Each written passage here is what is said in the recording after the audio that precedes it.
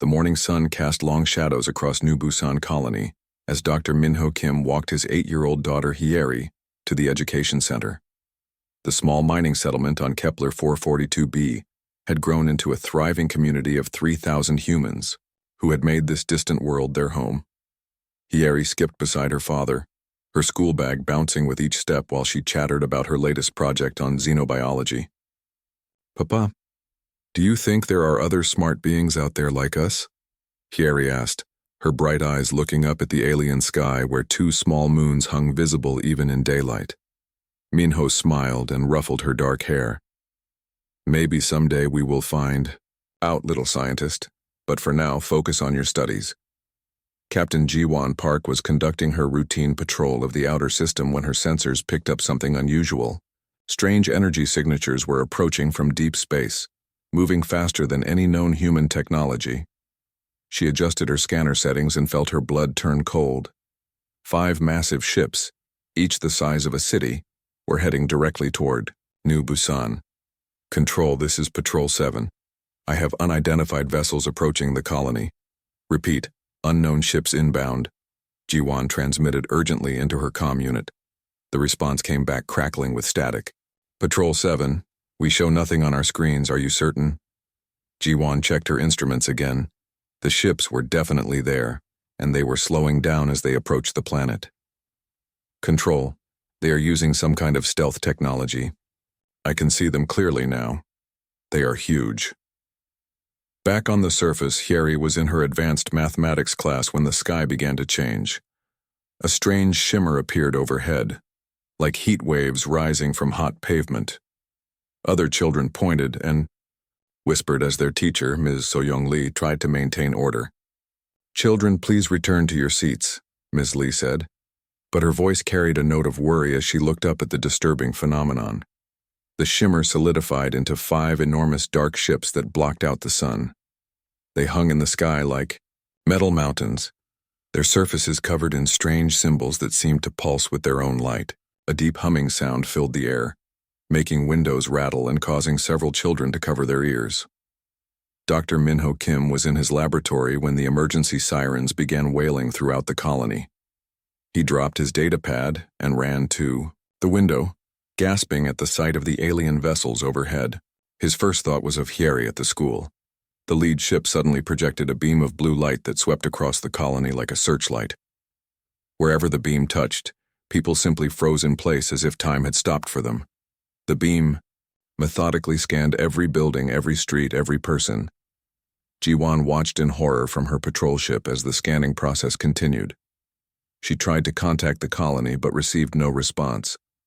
The communications were completely blocked. She activated her emergency beacon and began transmitting a distress signal toward Earth, knowing it would take months for any help to arrive. In the education center, the children huddled together as the blue light passed over their building. When it touched Hyeri, she felt a strange tingling sensation but remained aware and alert while the adults around her stood motionless like statues. She noticed that only the children seemed unaffected by whatever force was freezing the grown-ups. A new type of beam emerged from the ships, this one golden in color. It began lifting children from all over the colony, pulling them gently upward in streams of light. Hyeri felt herself rising from the classroom floor along with her classmates, their bodies surrounded by the warm golden glow. "Do not be afraid," a voice spoke directly into their minds, speaking in perfect Korean. "You are chosen. You will help us become greater than we are." As Hyeri floated upward, she could see her father through the laboratory window. He was frozen like all the other adults, his face twisted in an expression of desperate worry. She tried to call out to him, but no sound would come from her throat. The children from the entire colony were being collected like flowers being picked from a garden. Teachers, parents, and workers could only stand helpless as their most precious treasures were taken before their eyes. The aliens had somehow known exactly how to disable the adults while leaving the children conscious and aware. Captain Ji-won Park pushed her patrol ship to maximum speed, racing toward the alien vessels. Her small fighter carried only light weapons, but she had to try something. As she approached the nearest ship, her instruments went crazy. The technology gap was enormous. These beings were thousands of years ahead of human science. A purple, Energy beam reached out from the alien ship and surrounded Ji-won's fighter. She expected to be destroyed, but instead found her ship being pulled toward a docking bay. The voice spoke to her as well, though in a different tone than it had used with the children. Your species is primitive, but shows potential for useful traits. You will observe and learn why your young are valuable to us. Inside the alien ship, Ji-won found herself in a vast chamber filled with advanced technology that defied understanding. The walls seemed to be alive, pulsing with organic patterns mixed with mechanical components. Strange beings moved through the space on multiple legs, their bodies covered in what looked like a combination of natural skin and metal plating. The children were being processed through a series of chambers where the aliens conducted various scans and tests. Hyeri tried to resist as mechanical arms positioned strange devices around her head, but found she could not move her body, despite being fully conscious. Your neural pathways are remarkably adaptable, one of the aliens communicated directly to her mind. Your species produces offspring with exceptional learning capacity during early development phases. This will serve our purposes well. Ji-won was forced to watch as the aliens explained their procedure. They showed her holographic displays of dozens of other species they had encountered over centuries. Each one had been conquered, and their children harvested for their unique biological properties. The young minds were integrated into the aliens' biomechanical systems, providing processing power that enhanced their technology. Your children will become part of something greater, the alien leader informed Ji-won. Their consciousness will merge with our ship systems. They will experience the universe in ways your limited species never could imagine. Down on the surface, the blue beam finally released its hold on the adult population. Dr. Min-ho Kim immediately ran outside and looked up at the alien ships. His daughter was gone. All the children of New Busan were gone. 247 young lives had been stolen in less than an hour. The colony erupted in chaos as parents searched frantically for their children, knowing deep down that they were already gone. Some people collapsed in grief while others raged at the empty sky where the ships had been. The aliens had completed their harvest and disappeared as quickly as they had come. Ji-won's fighter was ejected from the alien ship before they departed. Her instruments had recorded everything, but she wished they had not. She had seen horrors that would haunt her dreams forever. The aliens, who called themselves the Vorthak, had been doing this for over 1,000 years. They viewed other species as nothing more than resources to be exploited. As she flew back toward the colony, Ji-won heard Dr. Min-ho Kim's voice over the emergency frequency. His words were calm but carried a cold fury that made her shiver. They think we are just another species to exploit. They think our children are just biological material for their machines. They are about to learn why every predator on Earth learned to fear humans. My daughter is out there somewhere, and I will burn down their entire civilization to get her back. The message was being transmitted toward Earth on all frequencies. Soon, the entire human species would know what had happened at New Busan. The Vorthak had made the greatest mistake in their long history of conquest. They had taken human children, and now they would face the consequences of awakening something they did not understand. Captain Ji-won Park set course for Earth, carrying with her the proof of what had happened and the location data she had managed to record. The journey would take 3 months, but she knew that when she arrived, humanity would mobilize like never before. The war for the children had begun. 3 months after the New Busan incident, Captain Ji-won Park's patrol ship emerged from hyperspace near Earth's orbital defense stations. Her emergency beacon had been transmitting continuously during the journey, and the entire Sol system was already on high alert. Admiral Junho Yoon personally met her ship at Luna Station, his weathered face showing the strain of months spent preparing for the worst news imaginable. Captain Park, transmit all your data immediately, Admiral Yoon ordered as soon as the docking sequence completed. We need to know everything about these aliens. Ji-won handed over her ship's complete sensor records and began her debriefing. The holographic displays showed the massive Vorthak vessels, their advanced technology, and most horrifying of all, the casual efficiency with which they had stolen the children. Military analysts studied every frame while xenobiologists examined the brief glimpses of alien physiology that her cameras had captured. Dr. Minho Kim had arrived at Luna Station 2 weeks earlier, after taking emergency transport from New Busan. He had not eaten or slept properly since his daughter's abduction, instead spending every waking moment working with Earth's top scientists to understand the alien technology. His expertise in neural networks had proven crucial in analyzing the data that Captain Park brought back. "They are using our children as biological computers," Dr. Kim explained to the emergency council session. "The young human brain has neural plasticity that these aliens can exploit.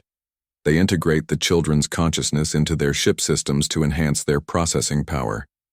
Lieutenant So-min Han stood before the massive tactical display in Earth Defense Command, studying the trajectory data from Ji-won's encounter. Her specialty was deep space reconnaissance, and she had volunteered to lead the search mission despite the obvious dangers. The path the alien ships had taken led toward a region of space that human explorers had barely touched. "Admiral, I can track them," So-min said, pointing to the energy signatures visible in the sensor data. "Their ships leave traces that our new quantum sensors can detect. Give me a fast ship and a good crew, and I will find where they took our children." Admiral Yoon nodded grimly. "Lieutenant, you will have everything you need. The President has authorized unlimited resources for this mission." Taewon Lim worked in the Advanced Weapons Laboratory deep beneath Earth's surface, where he led a team trying to reverse engineer the fragments of Vorthak technology that Captain Park had managed to collect. The alien materials defied conventional understanding, seeming to blend organic and mechanical components in ways that human science considered impossible. "Their technology is biomechanical," Taewon reported to the council. "Living tissue integrated with quantum processors and energy systems we do not fully understand. But every technology has weaknesses, and we will find theirs." Captain Park's sister Yoonji had been recalled from her diplomatic mission to the Centauri colonies. As one of humanity's most skilled negotiators, she was tasked with a different but equally important mission. If other alien species existed in the galaxy, humanity would need allies in the coming conflict. "We cannot assume we are alone in facing this threat," Yoonji explained to the diplomatic corps. "If these Vorthak have been operating for centuries, they have encountered other species. Some of those species might be willing to help us if we can find them." Lieutenant So-min Han departed Earth aboard the fastest reconnaissance ship ever built, equipped with the latest stealth technology and sensors, designed specifically to track Vorthak energy signatures. Her mission was simple in concept but terrifying in execution. Follow the aliens across the galaxy and find where they had taken the children. The trail led through 3 star systems before So-min detected something unexpected. Her ship's sensors picked up debris floating in space near a dead planet. As she moved closer to investigate, she realized she was looking at the remains of an ancient battle. Ships from multiple unknown species lay scattered across the orbital zone, all showing signs of the same weapon signatures that had been used at New Busan. "Command, this is Recon 7, So-min transmitted back to Earth through quantum relay. "I have found evidence that the Vorthak have fought other species before. There are ship graveyards here that could be thousands of years old." While So-min continued her dangerous pursuit through deep space, Dr. Minho Kim made a breakthrough in his laboratory. Working with captured alien technology, he had discovered how to decode some of their communication frequencies. The signals were unlike anything humans had encountered, carrying information in patterns that resembled neural activity more than traditional data transmission. "They are not just machines," Dr. Kim realized as he studied the decoded transmissions. "Their ships are partially alive. The children's minds are being used to provide consciousness to their vessels. Our children are still alive in there, trapped inside alien technology." This discovery changed everything. The mission was no longer just about revenge or rescue. It was about freeing the consciousness of human children who were being held prisoner inside enemy ships. The technical challenges were enormous, but Dr. Kim refused to accept that the situation was hopeless. Admiral Yoon authorized the construction of humanity's largest military fleet. Shipyards throughout the solar system worked, around the clock, building vessels designed specifically to fight the Vorthak. The new ships incorporated everything that scientists had learned from studying alien technology, including weapons systems that Taewon Lim had developed based on the enemy's apparent weaknesses. Meanwhile, Far from Earth, 8-year-old HFY Kim was learning to navigate her new reality inside the Vorthak ship. Her consciousness existed in a strange digital space where she could communicate with other captured children from dozens of different species. The aliens had underestimated human adaptability and intelligence, especially in children. "We need to work together," HFY told the other young prisoners through the ship's neural network. "I have been studying their systems. There are ways to resist their control." The Vorthak had expected human children to submit to integration, like all the other species they had encountered. Instead, they found themselves dealing with young minds that actively fought against the process. Human children formed groups within the ship's consciousness, sharing information and developing strategies to maintain their individual identities. Lieutenant Somin Han's reconnaissance mission led her deeper into Vorthak territory. She discovered evidence of their empire spanning dozens of star systems, with massive facilities dedicated to processing captured children from hundreds of different species. The scale of their operation was staggering, representing centuries of systematic child abduction across the galaxy. "Command, they have taken millions of children over the centuries," Somin reported during one of her scheduled transmissions. "This is not just about our kids from New Busan. This is genocide on a galactic scale." Her words reached Earth just as Dr. Minho Kim was making another crucial discovery. The neural patterns he had been studying revealed something shocking. Many of the older integrated consciousnesses in the Vorthak ships were still aware and fighting for freedom. Children taken decades or even centuries ago were still alive within the alien technology, waiting for rescue. The weight of this knowledge galvanized humanity like nothing before in their history. The president addressed the entire species in a broadcast that reached every human settlement across dozens of worlds. Her words were simple but carried the fury of an entire civilization. "They have taken our children and the children of countless other species. They have turned young minds into slaves to power their machines. This ends now. Humanity will not rest until every stolen child is free and every Vorthak ship is destroyed." Captain Ji-won Park was given command of the new Fast Attack Squadron, designed to support Lieutenant Somin Han's reconnaissance efforts. Her experience with Vorthak technology made her invaluable as both a tactical advisor and field commander. She knew the enemy's capabilities better than anyone else in the human fleet. As preparation for the rescue mission intensified, Tae-Won Lim achieved a breakthrough in weapons development. His team had created a virus specifically designed to disrupt the biomechanical systems that the Vorthak used to control captured minds. If they could deliver this virus to the enemy ships, it might be possible to free the children without destroying the vessels that housed their consciousness. "We have a chance," Dr. Minho Kim announced to the assembled military leadership. "Not just to rescue our children, but to liberate every young mind they have enslaved. The virus will give the children the power to fight back from inside their ships." Yoonji Park's diplomatic mission had also succeeded in making contact with survivors from other species that had been attacked by the Vorthak. Hidden colonies of refugees existed throughout the galaxy, populations that had escaped the initial conquests and lived in hiding for generations. When they learned that humanity was preparing to fight back, many offered their assistance. Admiral Yoon studied the tactical situation as reports continued to arrive from Lieutenant Somin Han's deep space reconnaissance.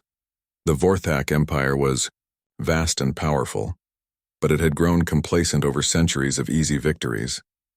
They had never encountered a species that fought back after losing their children. Lieutenant Somin Han's reconnaissance ship drifted silently through the debris field at the edge of Vorthak space when her sensors detected something extraordinary. A small escape pod was broadcasting a weak distress signal using frequencies that her equipment could barely detect. The pod was clearly alien in design but seemed to be fleeing from the direction of the Vorthak Empire rather than heading toward it. Against all protocols, Somin decided to investigate. Her ship's tractor beam pulled the pod into her cargo bay, and she prepared for first contact with an unknown species. What emerged from the pod was a being unlike anything humans had ever imagined. The creature stood on 4 legs with a body that seemed to shift between solid and liquid states, its surface covered in patterns that pulsed with soft blue light. "Please do not fear me," the being communicated telepathically, its thoughts appearing directly in Somin's mind in perfect Korean. I am Kira Vel of the Nexari people. I have escaped from the flesh thieves who stole our children 3 generations ago. Soman lowered her weapon and activated her translation equipment, though it seemed unnecessary given the alien's ability to communicate directly with her thoughts. You mean the Vorthak? They took our children too. We are hunting them. Kira, Vel's patterns flickered rapidly, indicating what Soman would later learn was extreme surprise. Your species hunts the flesh thieves after they have taken your young. This has never happened before. All other species either submit completely or are destroyed when they resist. Through careful questioning, Somin learned that Kira Vel was one of the few survivors of her species. The Nexari had been a peaceful civilization of artists and philosophers when the Vorthak arrived 200 years earlier. Like all the others, they had been given a choice: surrender their children or face extinction. Unlike humanity, they had chosen submission. We thought we were saving our remaining people, Kira Vel explained, her mental voice carrying deep sadness. We did not understand that a species that cannot protect its children has already chosen extinction. We have spent 2 centuries slowly dying as our birth rates declined and our hope disappeared. Soman transmitted all the information about Kira Vel back to the human fleet through quantum relay. The implications were staggering. The galaxy was filled with broken civilizations that had submitted to Vorthak demands, trading their children for temporary survival. But more importantly, Kira Vel had detailed knowledge of Vorthak operations that could prove invaluable. Captain Youngsu Shin commanded the diplomatic vessel that was dispatched to make formal contact with Kira Vel and any other survivors they could locate. His ship was equipped with advanced translation technology and cultural specialists who could help establish communication with alien refugees. We offer you alliance, Captain Shin told Kira Vel during their first formal meeting. Your knowledge, combined with our military force, can free all the children they have taken, including those from your people. Kira Vel's response surprised the human delegation. You do not understand what you are offering. The flesh thieves have grown powerful from centuries of harvesting young minds. Their ships are powered by the consciousness of millions of children from hundreds of species. To fight them directly is to risk the destruction of every child they hold. Dr. Minji Ko had been studying psychological warfare tactics since the New Busan incident, developing strategies specifically designed to exploit weaknesses in the Vorthak mindset. Her research suggested that the aliens' greatest vulnerability was their inability to understand emotional bonds between parents and children. They see children as resources, Dr. Ko explained to the Joint Human-Nexari Planning Committee. They cannot comprehend that taking our young has made us more dangerous, not less. We can use their arrogance against them.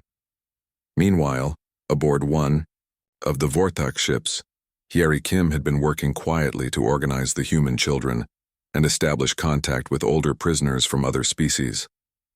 Her natural intelligence, enhanced by the alien neural interfaces, allowed her to navigate the ship's consciousness network more effectively than the Vorthak had anticipated.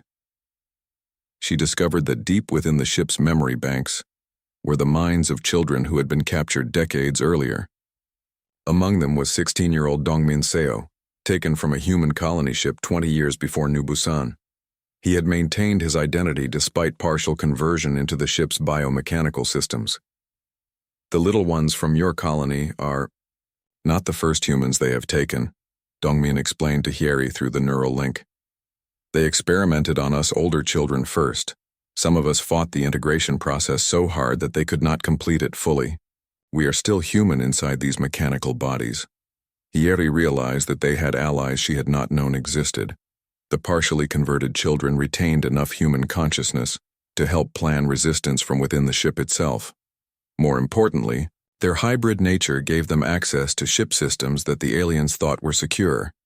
Captain Youngsu Shin's diplomatic mission expanded as more refugee species made contact with the human fleet. Each civilization had their own tragic story of submission to Vorthak demands, but they also possessed unique knowledge about enemy operations. The Kelthani had developed stealth technology that could hide ships from Vorthak sensors. The Morvac had biological expertise that could help understand the alien biomechanical systems. We are not just rescuing human children, Admiral Junho Yoon realized as he studied the intelligence reports. We are liberating the entire galaxy from a threat that has enslaved it for centuries. The alliance grew rapidly as word spread that someone was finally fighting back against the Vorthak. Species that had hidden in distant star systems for generations began to emerge, offering whatever assistance they could provide. Some contributed technology, others shared intelligence, and a few even committed their remaining military forces to the cause. Strategic advisor Seung-Hwan Bai had spent 3 years as a prisoner of war during the Mars Rebellion decades earlier. His experience with captivity and resistance made him invaluable in planning rescue operations for the captured children. He worked closely with Dr. Min-ji Ko to develop tactics that would minimize the risk to the prisoners. The children are our priority, Seung-Hwan emphasized during strategy meetings. We cannot save them by destroying the ships they are trapped in. We need to disable the Vorthak control systems while keeping the life support and consciousness networks intact. Lieutenant Somin Han continued her reconnaissance deep in enemy territory, now accompanied by Nexari guides who knew the location of major Vorthak facilities. What she discovered exceeded even their worst fears. The aliens had constructed massive processing centers where they conducted experiments on captured children, trying to improve the integration process. They are not just stealing children for ship consciousness, Somin reported. They are trying to create a hybrid species that combines the best traits of all the civilizations they have conquered. The processing centers contain thousands of children in various stages of conversion. This intelligence reached Dr. Min-ho Kim just as he was completing work on the Liberation virus. The revelation that some children were being physically modified as well as mentally enslaved added urgency to his research. The virus would need to work on both biomechanical ship systems and the hybrid conversion chambers. Kira Vel proved to be instrumental in understanding Vorthak psychology and organizational structure. Her people had been forced to serve as administrators in some facilities, giving her knowledge of how the Empire operated. She explained that the Vorthak were actually a collective consciousness that had evolved beyond individual identity centuries ago. They do not understand concepts like family or personal love, Kira Vel told the Allied command structure. This makes them powerful but also blind to certain types of resistance. They expect logical responses to their actions, not emotional ones. Inside the Vorthak ships, the human children had begun implementing Hyeri's resistance plan. Using the neural networks that were supposed to control them, they started spreading information and coordinating actions across multiple vessels. The aliens noticed unusual patterns in their ship systems but attributed them to normal integration fluctuations. Dongmin Seo and the other partially converted humans provided crucial assistance by accessing ship databases and gathering intelligence about Vorthak operations.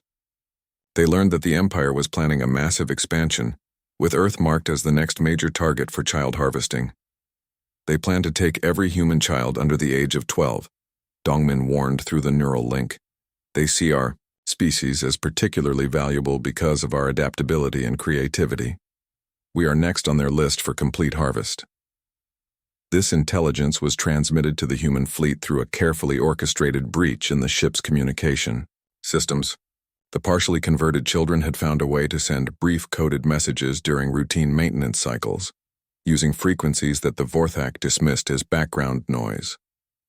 Dr. Min-ji Ko's psychological warfare unit began broadcasting messages directly to the Vorthak fleet, designed to confuse and demoralize the aliens. The messages emphasized humanity's determination to recover their children and their willingness to destroy the entire Vorthak civilization to do so. The Allied fleet emerged from hyperspace at the edge of the Kepler 438 system, where Lieutenant Somin Han had located the largest Vorthak processing facility. General Soyoung Kwan stood on the bridge of the assault carrier, examining tactical displays that showed a massive space station orbiting the system's fourth planet. The station was larger than Earth's moon and bristled with defensive systems that had never been tested against serious opposition. "All units, this is General Kwan," she broadcast to the fleet. "Remember that our children are inside that station. We disable their defenses and capture their facilities intact. No one fires on the processing centers until we have confirmation that the prisoners are safe. Pilot Wusung Jiang led the first wave of fighters toward the station's outer defenses. His squadron had trained extensively with Nixari stealth technology and Kelthani sensor jammers, making them nearly invisible to Vorthak detection systems. The alien defenders had grown complacent after centuries of facing primitive resistance, and their response was slow and confused. "Contact! Contact!" Wusung reported as the first enemy fighters launched from the station. "They are moving to intercept, but their formation is sloppy. They are not used to real combat." The Vorthak fighters were technologically superior but piloted by artificial intelligences that followed predictable patterns. Human pilots, trained in chaos and improvisation, quickly gained the upper hand. Within minutes, the outer defense grid was breached and Allied forces were advancing on the station itself. Inside the processing facility, Hyeri Kim felt the vibrations of weapons fire through the station's hull. She immediately activated the resistance network that she and Dongmin Seo had spent months building.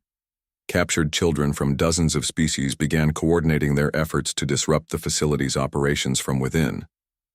"Now," Hyeri transmitted through the neural link, "to every conscious child in the facility, execute the shutdown protocol." The children had learned to manipulate the biomechanical systems that controlled them. Instead of resisting the neural interfaces, they had embraced them and learned to use the connections for their own purposes. As one, thousands of young minds began overloading the facility's consciousness networks. Dongmin Seo and the other partially converted humans took control of critical systems throughout the station. Their hybrid nature allowed them to interface directly with Vorthak technology, while maintaining enough human consciousness to work against their captors. Emergency locks engaged throughout the facility, trapping Vorthak personnel in isolated sections. "Hull breach in Section 7, Dongmin reported through the neural network. "Allied forces are boarding the station. All units prepare for liberation protocol." Dr. Heian Chu led the medical teams that followed the assault forces into the station. Her specialty was trauma treatment for children, and she had spent months preparing for what they might find inside the processing centers. Nothing could have fully prepared her for the reality of seeing thousands of young minds trapped in biomechanical pods. "Get those interfaces disconnected carefully," Dr. Chu ordered her teams. "We do not know how deeply integrated they are with the children's nervous systems. The liberation process was delicate and dangerous.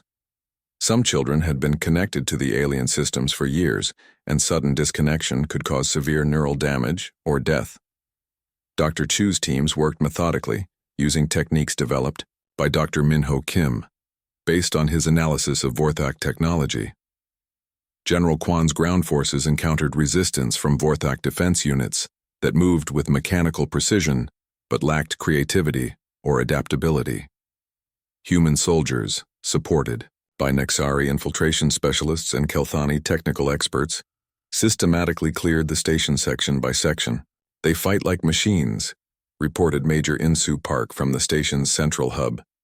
"Efficient but predictable. They cannot adapt to tactics they have not encountered before." Meanwhile, pilot Wusung Jiang's fighters engaged the main Vorthak fleet that was approaching from deeper in the system. The enemy ships were massive and powerful, but they moved in formations that prioritized efficiency over tactical flexibility. Human pilots exploited this weakness ruthlessly.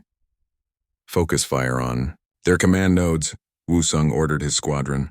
"Take out their coordination systems and they lose their ability to fight as a unified force." The space battle raged for hours as more Allied ships arrived through hyperspace.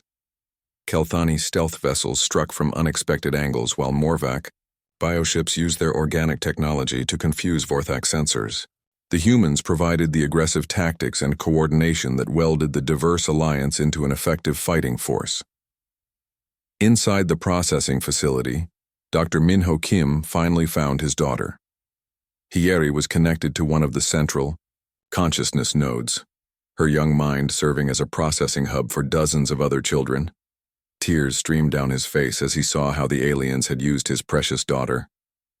"Papa," Hyeri whispered as the medical team began disconnecting her neural interfaces. "I knew you would come. I kept fighting them every day just like you taught me." Dr. Kim held his daughter's hand as Dr. Chu's team worked to safely remove the alien technology from her nervous system. The process was complex and risky, but Hyeri's natural intelligence had protected her from the worst effects of the integration process.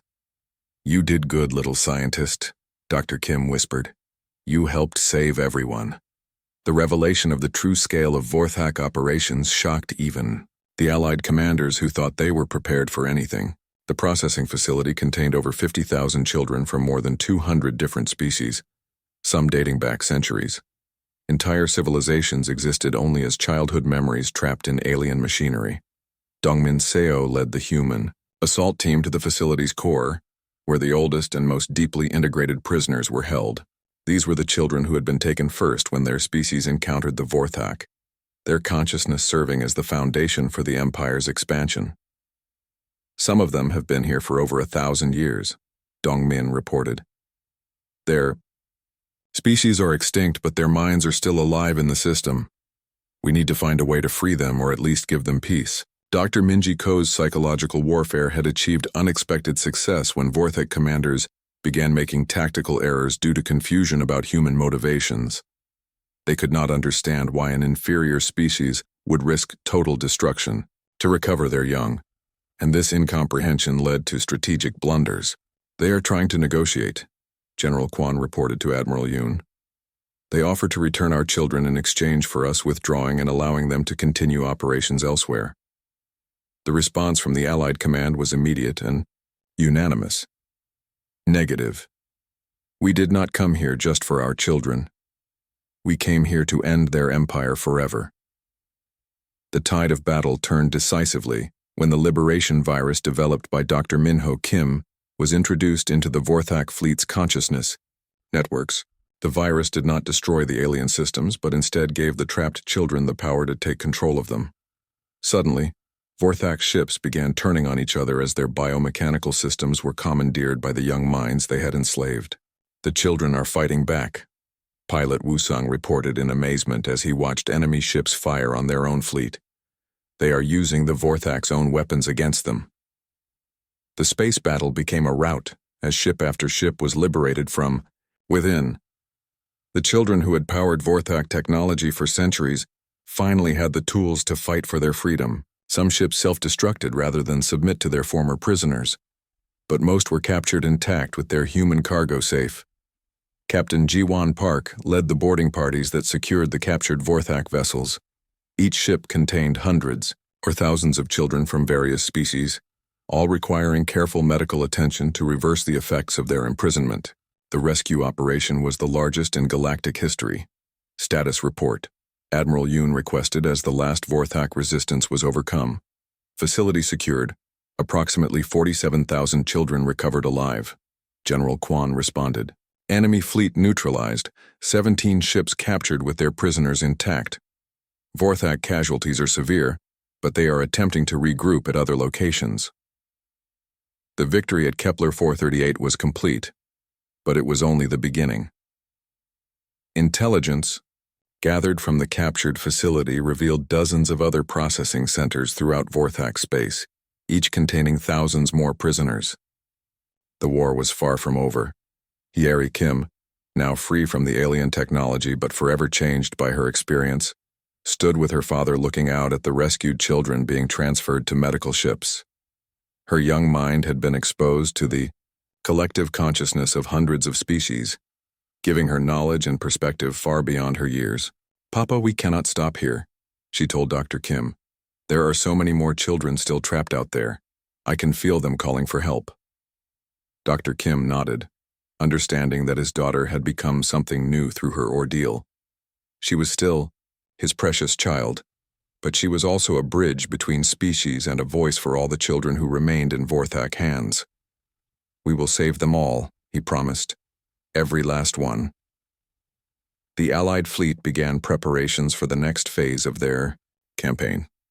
2 years after the first liberation at Kepler 438, President Ji-ho Park stood before the Galactic Council on the neutral world of Harmony Station. Representatives from over 300 species filled the vast assembly hall, many of them civilizations that had remained hidden from the Vorthak for centuries. The agenda was simple but unprecedented: the complete eradication of an entire species. "The evidence is clear," President Park declared, gesturing to the holographic displays showing rescued children from dozens of processing facilities. The Vorthak Empire has committed systematic genocide against the youth of our galaxy for over a millennium. They have enslaved millions of children and turned them into biological components for their technology. Fleet Admiral In-Suk-Yu had spent the past year coordinating the largest military alliance in galactic history. Ships from 200 different species now flew under the unified banner of the Child Protection Alliance. The fleet was massive, beyond comprehension, stretching across multiple star systems as it prepared for the final assault on the Vorthak homeworld. Every tactical analysis reaches the same conclusion, Admiral Yu reported to the assembled council. The Vorthak cannot be reformed, contained, or reasoned with. Their entire civilization is built on the systematic exploitation of children. They must be completely eliminated to ensure this never happens again. Dr. Chan-Woo Lee worked in the deepest laboratories beneath Harmony Station, developing what would become known as the Extinction virus. Unlike the Liberation virus that had freed children from Vorthak control, this new creation was designed to target the aliens' biomechanical technology itself. It would destroy their ships, their stations, and ultimately their ability to survive as a technological species. The virus will propagate through their consciousness networks, Dr. Lee explained to the ethics committee that was reviewing his work. It will shut down their biomechanical systems permanently, while ensuring that any remaining trapped children are safely disconnected first. The moral weight of planning genocide troubled many alliance members, but the testimony of the rescued children left no room for mercy. Harry Kim, now 10 years old and serving as a spokesperson for the child survivors, addressed the council with words that carried the pain of millions. They showed us what they did to children from species that no longer exist, Harry testified, her voice steady despite the horrific memories she carried. We saw the consciousness of entire civilizations trapped in their machines, crying for freedom that never came. Some actions cannot be forgiven. Some species cannot be allowed to continue. Ambassador Yeojin Nam led the diplomatic efforts to ensure that every member of the alliance understood the implications of their decision. The extinction of the Vorthak would send a message across the galaxy that certain lines could never be crossed without facing ultimate consequences. We are not acting from revenge, Ambassador Nam explained to hesitant council members. We are acting from necessity. The Vorthak have demonstrated that they will never stop taking children. They view other species only as resources to be harvested. There can be no coexistence with such a civilization. Dongmin Seo, now 18 and serving as a liaison between the rescued children and the military command, provided crucial intelligence about Vorthak homeworld defenses. His partial conversion had left him with detailed knowledge of their technology and strategic thinking. His testimony convinced the last holdout species to join the extinction campaign. They are preparing to expand their operations, Dongmin warned the council. Intelligence gathered from their captured databases shows plans to harvest children from every inhabited world in the galaxy.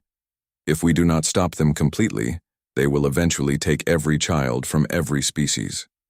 The IND final fleet that assembled at the edge of Vorthak space was unlike anything the galaxy had ever seen. Ships designed by hundreds of different civilizations flew in perfect formation, united by their shared determination to protect their children.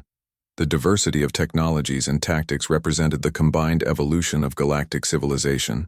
Captain Ji-won Park commanded the lead assault group, her experience with Vorthak technology making her invaluable in the final campaign.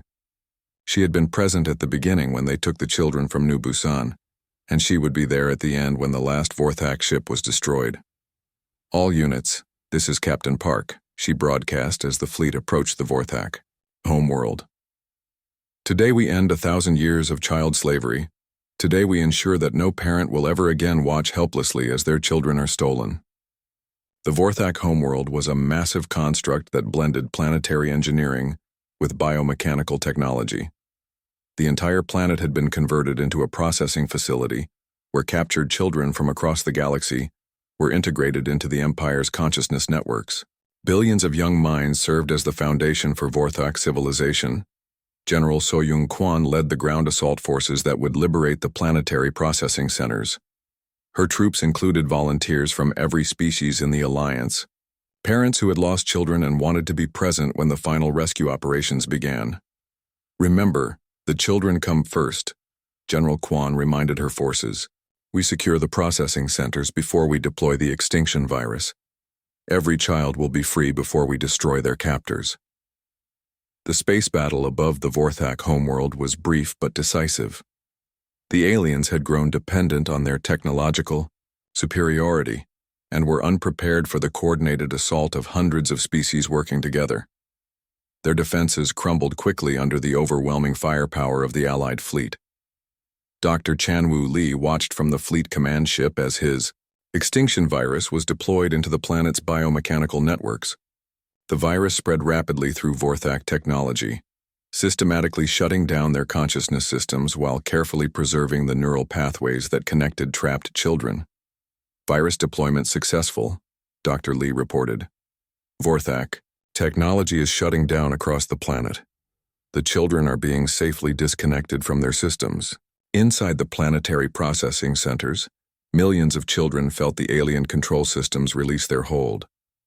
Many had been trapped for decades or centuries, their consciousness serving as processing power for Vorthak civilization. As the EODI liberation spread, the collective cry of freedom could be felt across the galaxy. Hyeri Kim was among the first rescue teams to enter the central processing facility. Her unique experience with Vorthak technology allowed her to communicate with Wu, children who had been integrated so deeply that they had almost forgotten their original identities.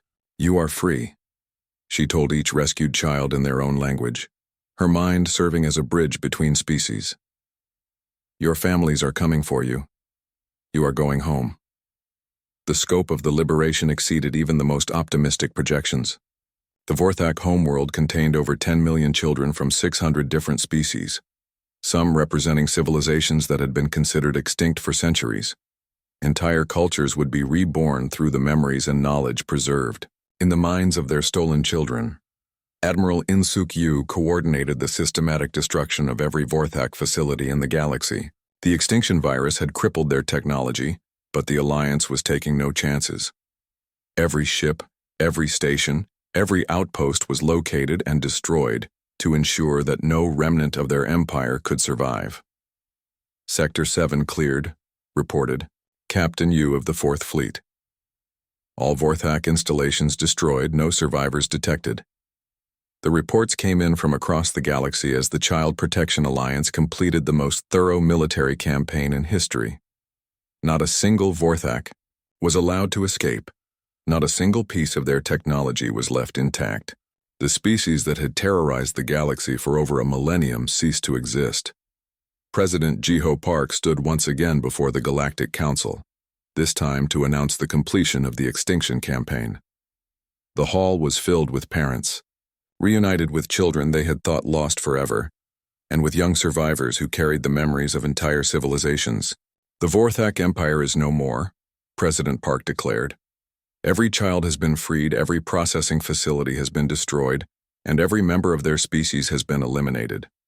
Never again will any civilization threaten the children of the galaxy. The establishment of the human doctrine became the foundation of galactic law. Any species that deliberately targeted children would face immediate and total extinction. The Child Protection Alliance evolved into a permanent organization dedicated to enforcing this principle across the galaxy. Ambassador Yeojin Nam helped draft the charter that would govern galactic civilization for centuries to come. The document enshrined the protection of children as the highest priority of all civilized species, with violations punishable by complete annihilation. Children are the future of every species, the charter declared. To harm them is to attack, the very concept of tomorrow. Such attacks will be met with the full force of galactic civilization. Dr. Minho Kim established the Center for Child Protection on the former site of the Vorthak homeworld. The facility served as both a memorial to the victims and a research center dedicated to preventing similar atrocities.